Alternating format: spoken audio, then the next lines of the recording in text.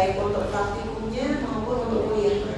Jadi untuk kuliahnya nanti alat tulisan respirasi, alat tulisan kardio dan juga breathing thorax. Nah, yang hari ini yang pertama adalah alat tulisan respirasi. Ini gambarannya seperti yang kita ketahui ya, sistem respirasi berarti sistem pernapasan. Nah, ini karena dulu pasien sehat nggak bisa ngomong ya. Besok mungkin kalau sudah selesai pas materi healing thorax nanti sebagian dari cerita aja ya, saya tidak ngomong gitu ya.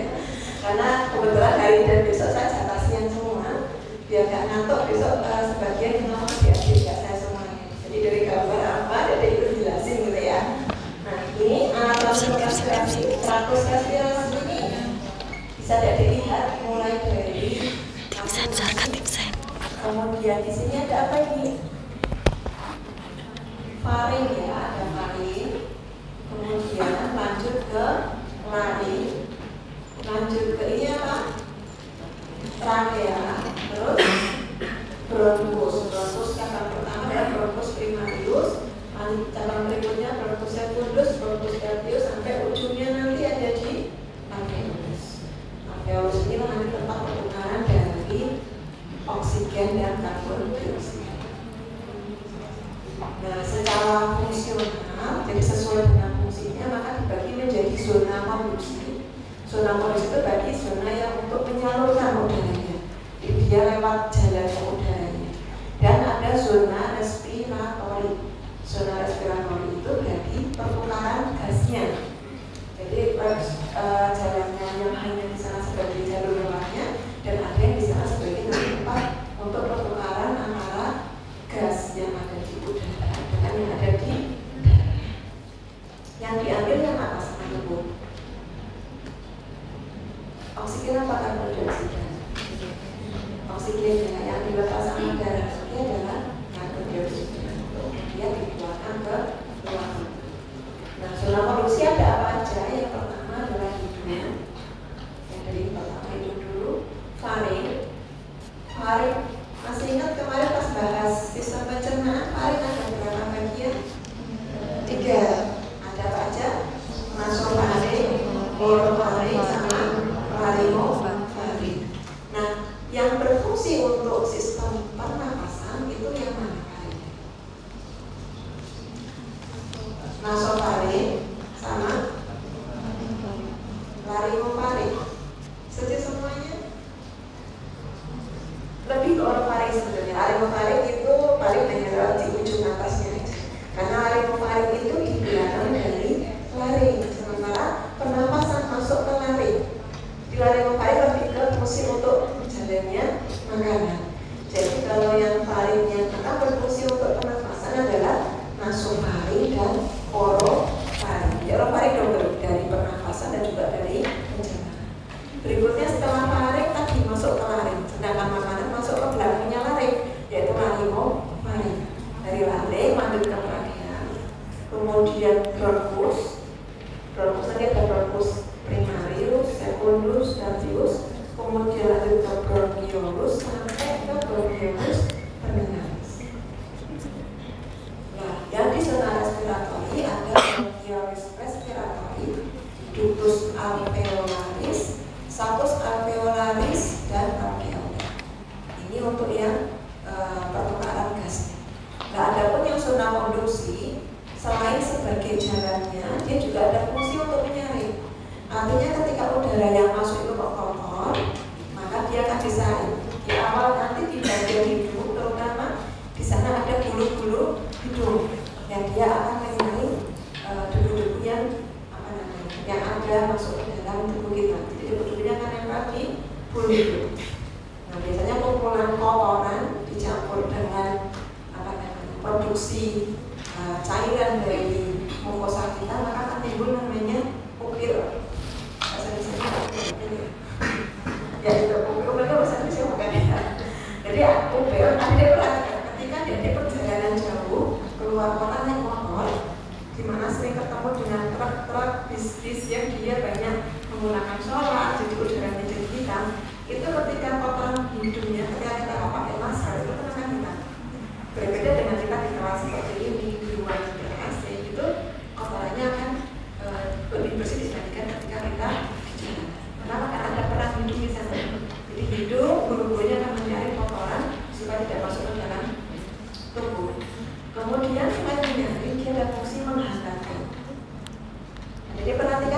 luar, misalnya di ruangan ini, kira-kira suhunya berapa ya? 23. Kalau ventilasinya mungkin 16, tapi karena orangnya banyak, nggak mungkin 16. Ini kayaknya sekitar 27-an mungkin malah ya, 27-an untuk suhunya, atau malah 30 gitu ya. Nah, ini suhu tubuh kita berapa? 36, 37, kira-kira panas mana? Panas tubuh kita. Jadi fungsi menghangatkan ini, jadi udara yang di luar lebih tinggi dibandingkan tubuh kita akan dihangatkan oleh hidung sini. Jadi di hidung nanti ada mukosa-mukosa di hidung yang diperluas dengan adanya konka itu akan membantu untuk memperluas area penghangatan. Kemudian juga melembabkan, dan fungsi utamanya tadi mengantarkan udara menuju ke mulut. Sedangkan yang saudara respirasi ketiga fungsi utamanya tadi menukar antara gas yang dibutuhkan oleh tubuh, diambil oksigennya dan dibuang yang tidak diperlukan, CO2-nya akan dibuang di alveolus utamanya, tetapi ada juga di bronchius respiratorius, ductus alveolaris, saccus alveolus, jadi juga sudah mulai ada pertukaran gas, tidak hanya di sini tetapi di beberapa bagian yang lain. Nah, kita bahas pertama yang tadi sebagai pintu masuknya adalah hidung. Hidung sebagai pintu masuk, ada pembagiannya. Pertama adalah nasus externus, jadi hidung luar ini. Kemudian kavitas nasi, nah double ya, jadi kavitas nasi. Kemudian sinus paranalis. Kavitas nasi itu rongga hidung. Nasus externus itu ya ini, yang rapat ini. Nasus externus, kantung dari dalam rongga hidung. Sinus paranasalis adalah ruangan-ruangan sekitar hidung yang dia merupakan tulang yang berongga. Jadi di sini ada tulang maksilaris ya, dia ada ruangannya, ada rongganya. Namanya sinus maksilaris. Di bagian dahi sini ada bolongannya juga, namanya sinus frontalis. Nanti di belakang sana, di dekatnya mata itu ada sinus sphenoidalis dan sinus epiduralis. Nah, fungsi hidung ini apa? Yang pertama adalah saluran nafas. Tadi ya, ada membersihkan, menghangatkan, dan juga melembabkan. Kemudian kekebalan terhadap kuman. Jadi di sana juga ketika ada kuman yang masuk bersama dengan udara yang kita hirup, itu juga ada yang bertugas untuk membunuh kuman-kuman. Kemudian sebagai organ penciuman atau penghidup. Di sana, terutama di bagian yang atas, itu dia akan terhubung dengan saraf penciuman, saraf keberapa?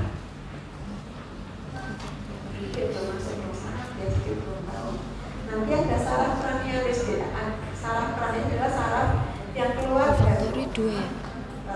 daerah apa gitu ya?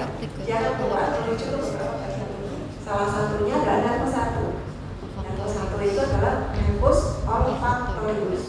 Nah, itu adalah untuk fungsi penghidupan. Kemudian fungsi lainnya adalah untuk resonansi suara. Jadi perhatikan ketika pilek itu suaranya sama nggak ketika kita sehat? Beda. Kenapa? Karena hidung kita tersumbat, jadi resonansi suaranya itu maka berubah. Ada fungsi resonansi suara dari hidung. Jadi nasus externus yang ini penyusunnya ada tulang sejati, osium, dan juga tulang rawan, cartilagus. Ada beberapa bagian kartilakusnya gitu ya. Dan nanti di bagian dalam ini, di bagian tengah ada namanya cartilagus septum nasi. Jadi septum cartilage adalah cartilagus yang memisahkan antara kavitas nasi yang dextra dan kavitas nasi yang sinistra. Ini kavitas nasi, nanti pintu depannya atau apertura anterior ini disebut sebagai nares. Ini adalah nares atau apertura anterior. Nanti yang belakang pintu keluarnya yang menuju ke nasofaring itu adalah choana. Choana itu kan berhubungan dengan nasofaring. Kalau yang ini adalah nares. Nah, nanti di kavitas nasalis ini ada dua regio utama. Tadi ya untuk pernafasan dan juga untuk penciuman atau olfaktor. Untuk pernafasan ini mukosa-mukosanya tadi banyak vaskularisasinya untuk menghangatkan ya, menghangatkan udara yang masuk. Kemudian ada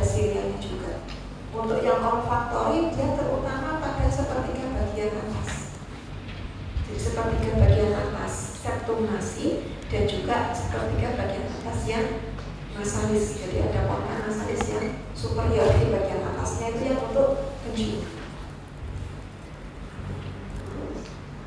Ini gambarannya, yang olfaktori yang ini, yang pink ini. Jadi sepertiga bagian atasnya di porta nasalis yang superior, yang adalah septum nasi. Yang di bagian atas yang dia berfungsi utama untuk kencing. Untuk yang bagian bawah ini untuk pernafasan. Kemudian yang hijau ini adalah vestibulum nasi. Jadi cubit hidungnya di bagian bawah itu adalah vestibulum nasi. Nah, ini gambaran dari hidung. Ini kira-kira gambaran luar atau dalam deh? Oke, gambaran dalam. Dalamnya di septum nasi atau di dinding yang miring ini. Dindingnya, jadi digambar ininya, digambar dinding lateralnya. Ini ada konka, ada 3 konka nasalis inferior, konka nasalis media, dan konka nasalis superior. Nanti di antara konka ini ada cekungan, namanya apa? Meatus nasi yang ini berarti apa? Inferior, meatus nasi media, dan meatus nasi superior. Kemudian nanti di sini dia akan berhubungan dengan nasofaring melalui pintu. Namanya apa tadi pintu yang belakang? Celana. Yang depan? Naras. Ya. Ini yang tadi saya sebutkan untuk sinus paranasalis tadi. Ini sinus frontalis, ini sinus sphenoidalis. Jadi dia di dalam tulang yang berubah. Jadi nanti akan berhubungan dengan hidup. Jadi ada saluran yang akan menuju ke hidung sini.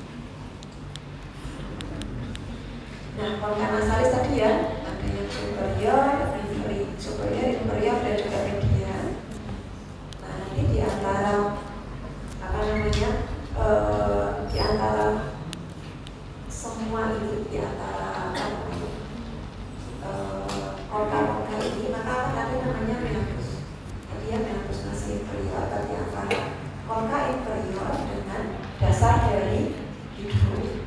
Kemudian meatus nasi media antara inferior dengan konka media. Kemudian konka nasalis superior antara meatus nasi superior antara konka superior dengan atasnya. Salah, konka media dengan konka superior. Kalau konka superior dengan atasnya dia yang disebut sebagai recessus sphenoidalis. Tujuannya ada konka ini adalah untuk memperluas kontak antara jaringan dengan udara. Jadi proses penghantarannya bisa lebih maksimal. Kemudian untuk septum nasi itu bagian tadi yang akan memisahkan antara kavitas nasi yang dekstra dengan kavitas nasi yang sinistra. Ini ada pas membranacea, bagian paling bawah. Kemudian pas cartilaginea itu bagian yang agak tengah, pas osea yang paling atas. Jadi kalau yang bisa digeser-geser itu yang pas membranacea. Tapi kalau yang pas cartilaginea itu masih bisa digeser, cuma lebih kaku dibandingkan yang membranacea. Kalau yang pas osea itu lebih kaku lagi. Ini ya membranacea berarti yang di bawahnya sini, di bawah sini. Ini pas cartilaginea, ini pas osea. Ini untuk septum nasi. Di lateralnya tadi ya yang digambarin tadi, menyusutnya yang bagian depan ada os nasal, facies nasalis maxilla, sama os lacrimal. Kemudian yang di bagian tengah ini ada berbagai menyusutnya dari maxilla, etmoidal, dan juga nanti akan menyusut konka-konka. Kemudian di bagian belakang ada lamina percellularis dari os palatinum dan lamina medialis proses pterinoideus osis sphenoidalis. Ini untuk yang bagian belakang. Ini untuk gambaran dari sinus paranasalis. Ini yang apa tadi? Sinus maxillaris. Sinus maxillaris. Yang ini? Sinus frontalis. Yang ini? sinus ethmoidalis, dan yang satunya kalau ada sinus pneumodalis. Nah, dari kesemua sinus ini mana yang paling besar? Sinus maxillaris. Ini paling besar dan paling sering mengalami infeksi. Kenapa? Kalau diperhatikan tadi dia akan bermuara ke hidung. Sementara letak hidung dia lebih tinggi daripada letak dasarnya. Nah, kalau dia letaknya lebih tinggi daripada letak dasarnya, ibaratnya kalau dari frontalis mau ngeluarin cairan kan tinggal turun sesuai gravitasi ya, turun ke bawah. Tapi kalau ini dia butuh mengeluarkan, dia harus mendorong ke atas. Kalau dia mau dorong ke atas, nanti kan dia mengandalkan gerakan-gerakan silia, sehingga ketika dapat menemukan cairan itu mengeluarkannya sulit. Makanya sinus maxillaris itu termasuk sinus yang terbesar dan paling sering mengalami infeksi. Ini gambaran dari radiologinya. Ini normalnya seperti ini. Jadi gambarannya itu karena dia sinus, isinya adalah udara, maka dia hitam. Nah, ketika dia mengalami infeksi, misalnya peradangan, maka yang hitam ini sebagiannya akan terisi kabut-kabut putih. Jadi kalau udara hitam, kalau cairan warnanya putih. Jadi kalau dia pada kasus infeksi, dia akan tertutup bagian sebagiannya dengan warna putih. Ini juga sinus. Yang di atas juga sinus bawah. Lebih pada tulangnya sehingga pengawasannya tidak terjelas di sini. Nah, ini gambaran dari muaranya. Tadi namanya apa sih? Meatus nasi inferior. Yang ini meatus nasi media. Yang ini meatus nasi superior. Yang atasnya casasus ethmoidalis. Nah, di meatus nasi inferior ini dia akan berhubungan dengan ductus nasolacrimalis. Kira-kira itu asalnya dari mana? Ductus, naso itu hidung, lakrima, ada yang tahu nggak lakrima? Berarti dia akan berhubungan dengan penjara air mata. Jadi penjara air mata itu yang letaknya di mana? Di sini ya, di superlateral. Dia akan membawa cairan setelah membasahi mata akan terkumpul di bagian tengah, dipunggung, kemudian masuk ke kanalis lacrimalis, masuk ke sakus kantongnya, lalu masuk ke ductus nasolacrimalis, akhirnya bermuara di meatus nasi ya. Makanya kalau di adenila itu kan kadang ini tutup ya. Ini jadi karena kan kalau dia ada peradangan, jadi salurannya mungkin tidak terbuka secara normal seperti pada orang yang tidak sakit. Maka biasanya kadang matanya seperti berkaca-kaca. Betul Pak Prawi ya Pak? Maka seperti berkaca-kaca dan malah tiba-tiba kayak keluar manis gitu ya. Karena saluran di sini terhambat oleh peradangan karena hidung lagi. Tapi mata berhubungan dengan hidung. Jadi ketika dia hidungnya ini bermasalah, maka matanya tidak bisa masuk ke sini. Kemudian yang atasnya meatus nasi media. Apa sih yang bermuara di sini? Yang pertama adalah ini ya, sinus maxillaris. Dia akan bermuara ke meatus media. Kemudian selain sinus maxillaris ada lagi dari sini ada sinus ethmoidalis. Kemudian ada apa lagi? Ini ada sinus frontalis. Jadi sinus frontalis, kemudian ethmoidalis media dan juga anterior sama maxillaris, dia akan bermuara ke meatus nasi yang media. Kemudian apa yang bermuara ke meatus nasi superior adalah ini ya, ethmoidalis yang posterior. Dia akan bermuara ke meatus nasi yang superior. Kemudian yang dari sphenoidalis akan masuk ke recessus sphenodermoidalis. Sampai sini jelas? Coba saya review lagi. Yang tadi bermuara ke inferior apa tadi? Yang bermuara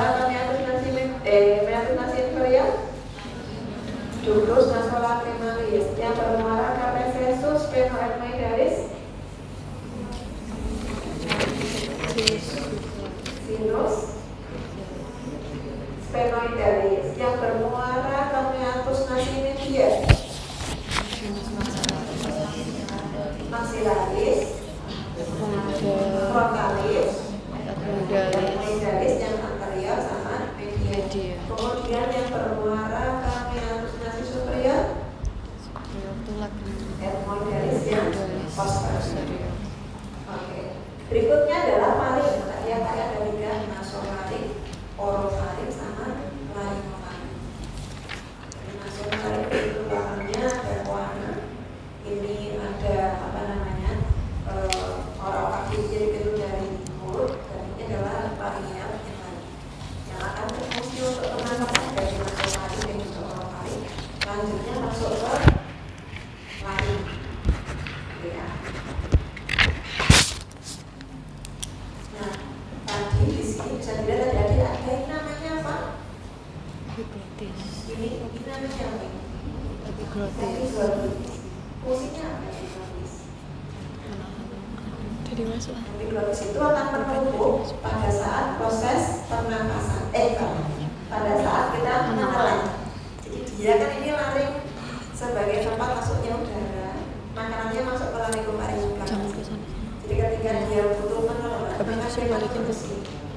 Ya, ini untuk ke atas, ini untuk ke atas, ini untuk ke bawah. Jadi makanannya akan masuknya ke belakang. Nah, apa yang terjadi ketika salah gerakannya? Jadi misalnya pada saat kondisi kita makan, tapi kita ngomong. Kalau ngomong butuh larinya buka apa tutup? Buka. Kalau menelan butuh buka apa tutup? Tutup. Nah, pada saat kita makan sambil berbicara, itu si epiglotis itu harusnya menutup, dia malah buka. Akhirnya makanannya bukan masuk ke esofagus, tapi masuknya ke laring dan trachea. Maka timbulnya choking atau tersedak. Tersedak karena nanti makanannya seharusnya masuk ke jalur makanan ke esofagus, tapi malah masuknya ke jalur pernapasan ataupun trachea. Ini untuk apa namanya otot-ototnya. Ada otot yang sirkuler itu ada superior, media dan juga inferior. Fungsinya untuk konstriksi pada saat kita menelan makanan. Ini untuk otot-ototnya ada superior, media dan juga inferior. Ini untuk otot-otot lainnya. Nah, ini untuk otot-ototnya longitudinal. Ada 3 yang utama adalah sternopharyngeus, kemudian palatopharyngeus, dan sternopharyngeus. Oh, yang atas ini misalkan sternopharyngeus, salpingopharyngeus ya. Fungsinya adalah untuk elevasi laring dan faring selama proses makanan. Ini otot yang longitudinal. Nah, ini untuk tadi yang fungsinya dan nasofaring, orofaring dan laringofaring. Ini apa sih yang penting dari nasofaring? Jadi perhatikan ini. Ada yang tahu ini apa? Ada yang pernah dengar octai? Belum juga ya? Mungkin nanti pas asistensian akan keluar ya. Octai itu osteo, farineo, tuba, auditiva, eustachi. Apa itu? Itu adalah pintu pada nasofaring yang akan menghubungkan nasofaring dengan auris media. Auris itu apa? Telinga. Jadi telinga media kan berhubungan dengan nasofaring melalui octai. Makanya kalau adik-adik perhatikan, pernah lihat nggak anak kecil yang keluar cairan putih dari telinganya? Saya biasanya lihat kalau pas pemeriksa kesehatan TK. Jadi beberapa kali saya rutin setiap bulan itu ada memeriksa adik-adik di penelitian PPIT ya, penelitian bayi. Kemudian setiap semester 2 kali di TK. Itu ada beberapa kasus itu telinganya keluar cairan putih. Kenapa? Biasanya kalau dia pilek lama, dia menderita pilek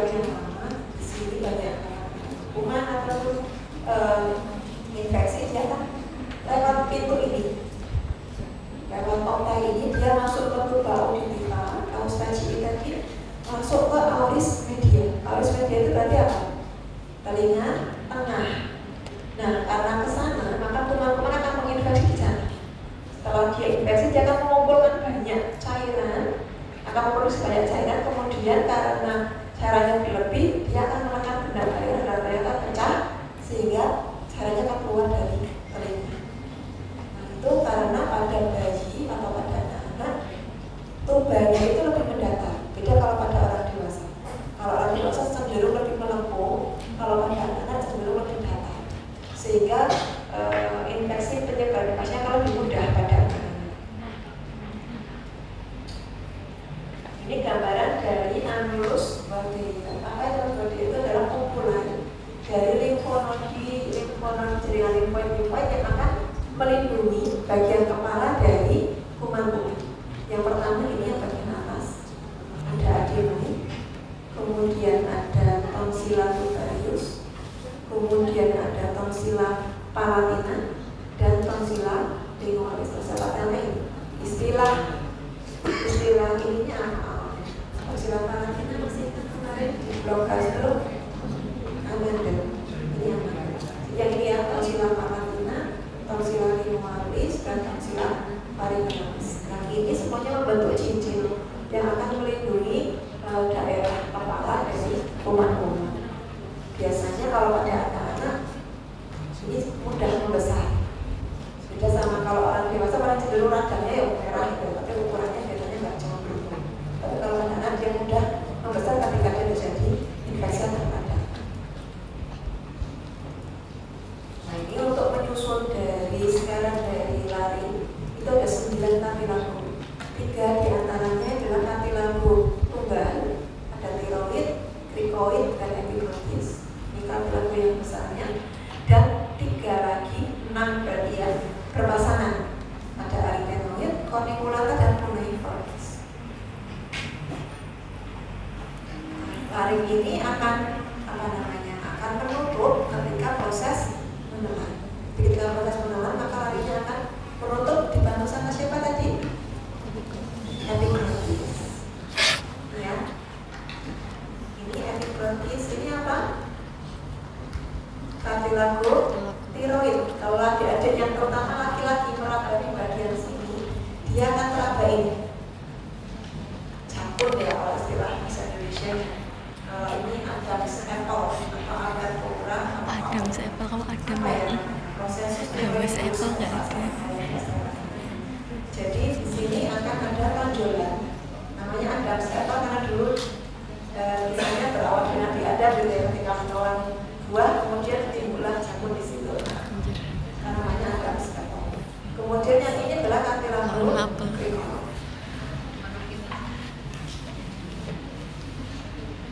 Ini masih sama, ya epiglotis. Ini yang tadi ya tiroid, ini krikoid yang bawah. Ini yang berpasangan tadi. Kok Adam's apple? Ini kartilago tiroid, prominensia laryngealis. Ini isi gambaran dari epiglotis, tiroid, krikoidnya dari bawah. Ini gambaran dari epiglotis yang dia akan membantu proses agar makanan tidak masuk ke dalam kantong. Nah, ini gambaran dari apa dia ada ini? Ini gambaran apa? Pita suara, betul ya. Ini pita suara atau vokal cord. Ini apa namanya? Dia akan membuka dan menutup sesuai dengan komponen suara yang kita hasilkan.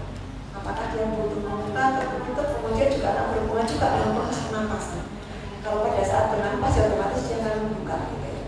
Pada saat berbicara juga dia akan membuka sesuai dengan kebutuhan. Ini kalau pada saat ini ya pronasi berarti butuh berbicara dan bukan bentuknya. Ini pada saat apa namanya menghembuskan napas secara kuat. Jadi pada saat proses menelan, epiglotisnya akan menutupi dari laring. Berikutnya setelah dari laring, titik tadi dari kalkulasi ke nasofaring, orofaring, lanjut ke laring. Berikutnya adalah trakea. Saya sampai jam berapa ya? Nanti saya balik cepat dulu nih ya.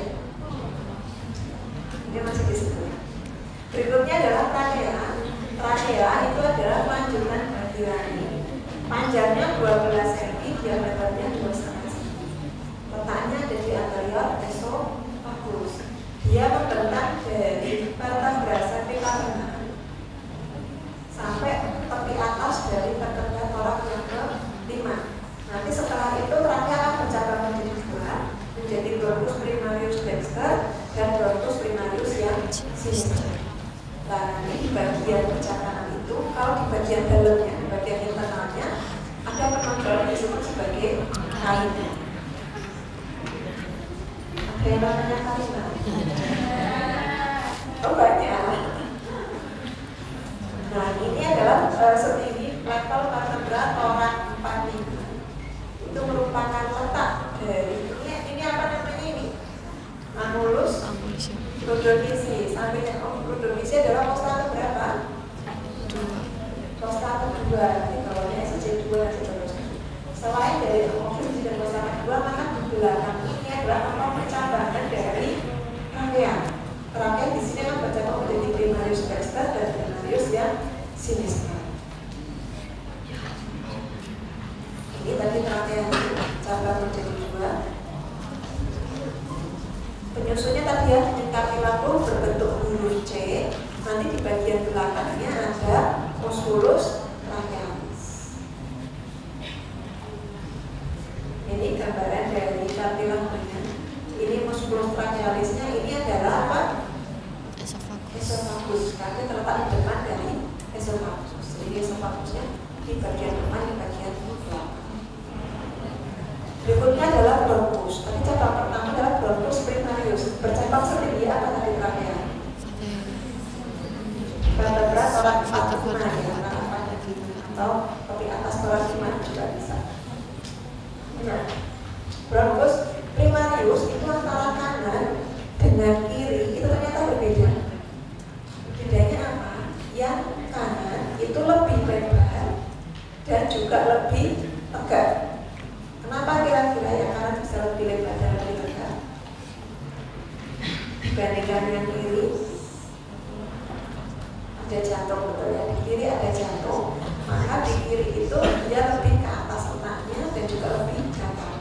Nah, di bawahnya ada jantungnya, maka ini apa namanya bronkusnya ada di atasnya dan dia lebih mendatar dan juga lebih sempit dibandingkan yang ini. Karena bentuk ini, maka infeksi dan benda asing itu suka yang jalan tol lurus aja atau suka yang berbelok lurus. Makanya yang kanan itu cenderung lebih disukai sama kuman dan juga benda asing karena dia lebih lebar dan juga lebih lurus. Jadi gravitasinya nariknya ke bawah dibandingkan yang kiri, dia agak belok kiri dan juga lebih mendatar. Nanti bronkus primarius akan bercabang menjadi bronkus secundus. Bronkus secundus disebut juga dengan bronkus lombaris. Maka sesuai dengan jumlah lobusnya. Karena ada berapa lobus? Tahu nggak? Paru kanan ada berapa lobus? 3. Paru kiri? 2. Maka bronkus secundus yang kanan ada 3, yang kiri ada 2. Nanti bronkus secundus akan bercabang menjadi bronkus tertius atau bronkus segmentalis. Yang dia akan menuju ke segmen bronchopulmonalis. Nah, segmen ini jumlahnya yang buat dan menyatakan beda-beda ya. Ada yang bilang masing-masing 10, ada yang bilang 10 dan 9, ada yang bilang 10 dan 8. Itu beda-beda, itu tergantung dari beberapa bagian. Ada yang menjadikan satu nama, ada yang membagikan menjadi masing-masing nama. Nah, nanti dalam yang segmen bronchopulmonalis ini bronkus tertius kan terus bercabang sampai menjadi bronkioli yang akan berlanjut sampai ke permukaan respirasi. Nah, nanti untuk yang segmen ini dia akan menjadi segmen yang terpisah. Artinya ketika satu segmen diangkat, misalnya pada kasus kanker ya, itu mau diangkat, maka dia tidak mempengaruhi dengan bagian segmen yang lain. Nah, dinding bronkus akan tetap terbuka karena ada cartilago, tapi tidak ada bronkioli. Kalau tadi diperagakan huruf C gitu ya, tapi di bronkus masih ada, tapi di bronkioli tidak bisa tetap terbuka lagi. Nah, ini segmen-segmennya seperti ini. Biasa sampaikan di komponen yang terpisah. Jadi kalau ini mau diambil, berarti dia tidak begitu mempengaruhi dengan bagian-bagian, karena masing-masing sudah ada bronkus dan bronkiolus tersendiri. Tadi ya sudah seperti komponen yang terpisah. Jadi nanti ada arteri pulmonalis yang akan memperdarahi sampai ke ujung untuk pertukaran gasnya. nanti beda lagi dengan jadi nanti perdarahan di paru itu ada dua jenis. Yang pertama untuk pertukaran gas, yang kedua adalah untuk nutrisi atau makanan. Yang untuk pertukaran gas tadi nanti dari arteri dan juga vena pulmonalis. Kalau untuk yang nutrisi dia berasal dari arteri vena bronchialis. Tadi ya merupakan area yang terpisah. Ada 10 segmen di dalam. Ini gambaran dari kasus asma. Normalnya yang ini ya, normalnya dia luas. Tapi kalau pada kondisi asma dia akan menyempit karena di sini meradang lubangnya menjadi sempit, bronkialisnya menjadi sempit. Nah, ketika dia sudah diobati dia akan meluas lagi. Tapi meluasnya biasanya nggak kembali sempurna. Misalnya dia 100% seperti ini, dia kambuh gitu ya, dia menjadi berkurang 50%. Setelah dia diobati dia hanya balik 95%. Nanti kambuh lagi begitu. Diobati balik lagi jadi tinggal 93%. Jadi semakin dia sering kambuh maka semakin sempit bronkusnya. Jadi ketika kita dapat pasien asma ya edukasinya hindari faktor pencetus sumber kambuhan supaya ruang ini tetap luas. Ini nanti karirnya yang saya sebutkan tadi dipecahkan ini. Ini gambaran dari CA pada bronkus yang berikutnya adalah pulmo. Pulmo tadi jumlahnya ada dua ya, yang kanan ada 3 lobus, yang kiri ada 2 lobus. Masing-masing mempunyai basis, apek, 2 basis dan 3 lobus. Nanti detailnya pas adik-adik lihat preparatnya ya, kalau ada basis, ada basis kosmalis dan basis mediastinalis gitu ya. Kemudian untuk magonya ada yang di apa namanya mago yang inferior, kemudian anterior dan lain-lain. Di mago inferior biasanya artinya lebih lanjut, memisahkan basis dengan basis yang kosmalis. Nah, ini gambarannya di kanan ada 3 lobus. Di lobus superior, media dan inferior. Ini namanya visura apa ya? Ada tulisannya apa? Visura audit. Yang ini visura horizontalis. Kalau yang kiri hanya ada satu visura, yaitu visura audit saja. Berarti menjadi yang superior dan inferior. Ini gambaran bagian dalamnya. Ini adalah hilus.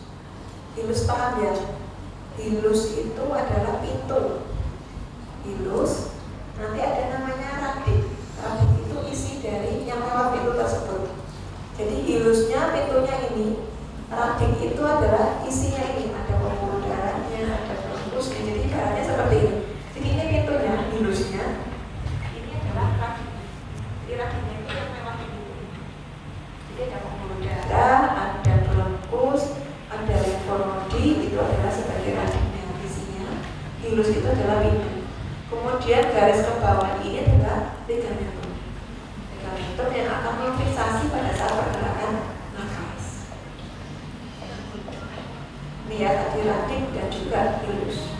Sama ligamentum pulmonalis untuk menstabilkan lobus inferior pada saat proses bernafas. Ini struktur yang menyusun radiknya tadi, ini radiknya ini. Ada arteri pulmonalis. Ini ya gambar arterinya warnanya yang ungu. Beda dengan arteri pada umumnya. Kenapa? Karena banyak CO2. Sementara venanya justru yang merah. Kalau rata-rata kan arteri yang merah ya. Arteri merah, venanya yang ungu. Kalau yang ini dibalik, arterinya yang merah. Arterinya yang ungu, venanya yang merah. Karena kandungan oksigen karbon dioksidanya berbeda. Bronkus, primarius, kemudian arteri vena bronchialis, nervus dan pasa limpatik. Mana yang berfungsi sebagai pemberi nutrisi atau makanan? Yang ini ya, arteri vena bronchialisnya ini. Jadi arterinya memberi nutrisi, venanya mengembalikan darah ke jantung. Jadi kalau ini warnanya seperti arteri vena pada umumnya, yang arteri berarti merah, yang vena warnanya ungu. Kembalikan dengan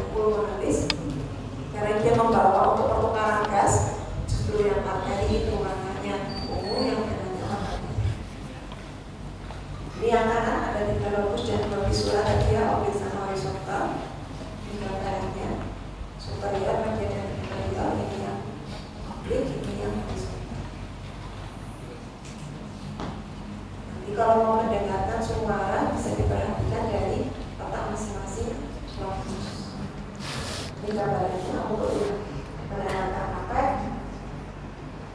Sampai awal musuh kerja, bagus bagian dan bagus. Gambar dari bagian bagusnya.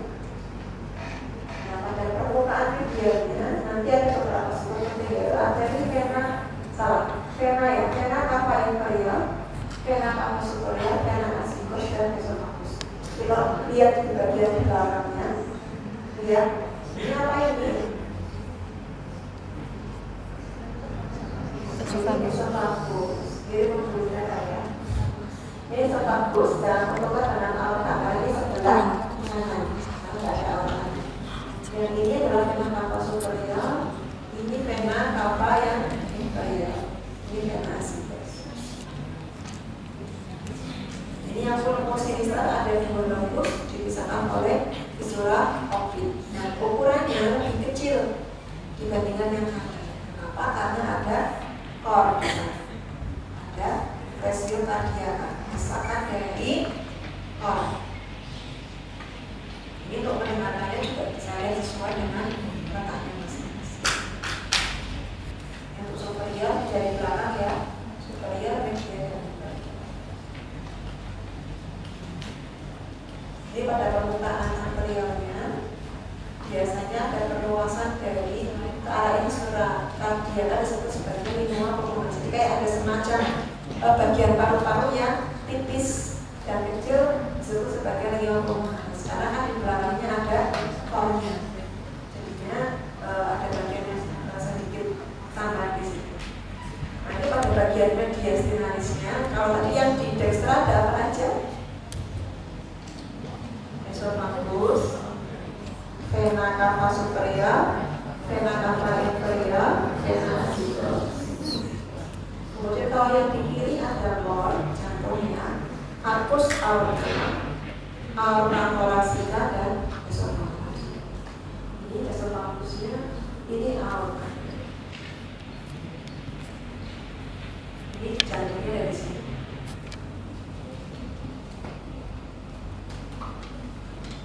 Ya, kalau yang tadi bronchus primarius itu kan ada dua, bronchus secundus kalau garis yang sesuai dengan bronchusnya. Kalau yang ini berarti ada berapa bronchus primarisnya atau bronchus secundusnya?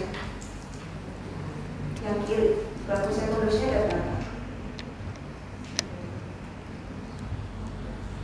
Ada 1, 2, 3 atau 10?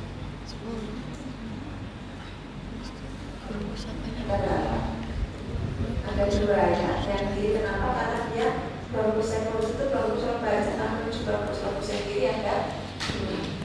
Kalau yang 10 itu yang bronchus tertius atau bronchus segmentalis.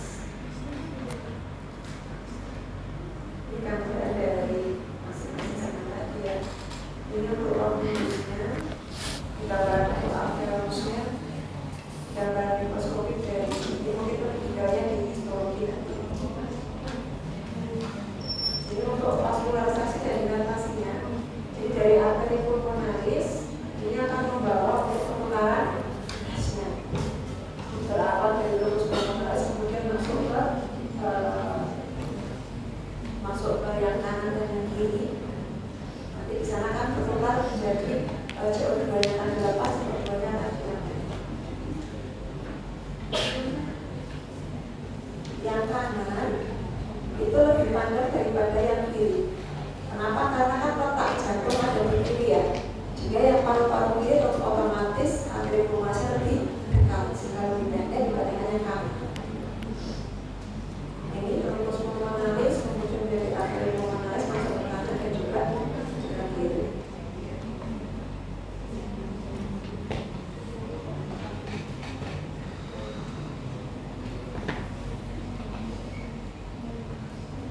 Nanti setelah ditukar, jadi oksigen yang diambil dan CO2 yang dilepas akan membawa dari peroksigenasi. Nah, dibawa oleh vena pulmonalis untuk menuju ke jantung. Jantungnya di bagian mana? Atrium, dextrum, sinistrum, atau ventricle dextrum, sinistrum. Darah bersih dari paru-paru dibawa kemana? Atrium apa ventricle?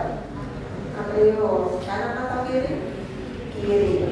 dibawa ke atrium kiri, kemudian akan dibawa ke sandi lagi dan teruskan ke seluruh tubuh. Ini yang untuk nutrisinya ada dari vena brachialis.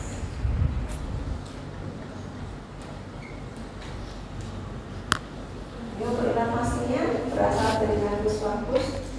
Kemudian yang simpatisnya untuk dilatasi berpus jika kondisi simpatis itu berarti kondisi kita aktif ya, misalnya berpikir, berlari ya, maka dia kan butuh oksigen lebih banyak, maka berstimulan dilatasi dari berpus. Itu gambaran dari kasus pulmonalis. Kemudian untuk sistem limfatikanya akan menuju ke kondus limfatikus tracheobronchialis. Nanti akan menuju ke parasternalis dan kondus limfatikus dan limfatika membentuk trombus bronchomedialis.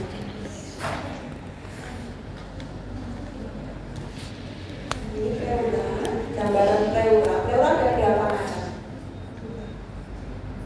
Pleura visceralis sama pleura parietalis. Ini memang mati hasilnya. Kayaknya pas kapan itu sempat dingin. Ya benar ya, sempat dingin ya. Dulu saya makan untuk panas, terus sempat dingin, terus sekarang panas lagi. Tapi harus sudah segera diservis kembali. Oke, ada dua lapisan ya. Ada pleura parietalis. Nah, nanti dia letaknya tidak keseluruhan paru-paru, tidak memenuhi seluruh rongga. Nanti ada namanya tampung pleura antara pleura parietalis dengan pleura visceralis. Jadi ini paru-parunya kan sampai sini ya, paru-parunya sampai sini, apa namanya yang rongga dagingnya sampai sini, sehingga ada beberapa area gap di sini, namanya pleura tampung pleura. Nah, disinilah biasanya tempat untuk kita bisa mengambil sampel cairan ketika ada misalnya emisi pleura. Kita mengambil sampel cairan kan di bagian ini pleura parietalis, berarti dia nempel di dinding rongga. Ada pars costalis, pars diafragmatica, pars mediastinus, dan pars cervicalis. Nanti di bagian cervicalis ada yang dia menonjol di atas kosta 1, disebut sebagai cupula pleura. Untuk yang visceralis, dia akan melekat ke dalam pulmo sampai ke fisura pulmonalis. Ini gambarannya. Jadi pleuranya yang biru ini, yang visceralis, dia masuk juga sampai ke fisuranya. Dia yang biru, yang parietalis yang merah. Di antara biru dan merah ini maka namanya tampung pleura.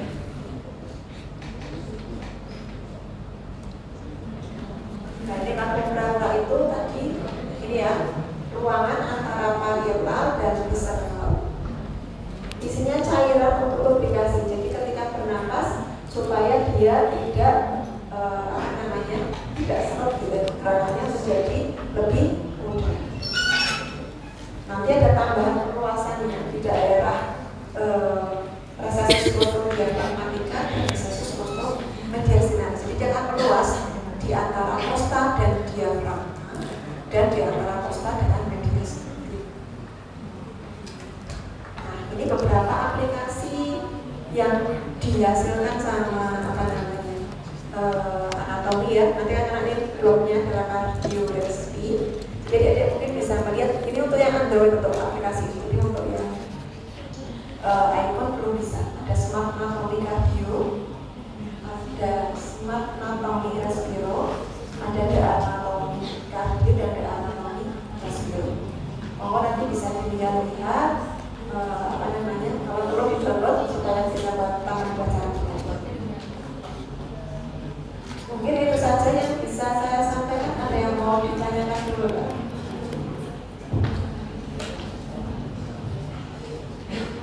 Tidak ada? Ya, kalau nggak ada mungkin saya cukupkan sampai di sini. Sampai ketemu besok. Besok nanti sama saya lagi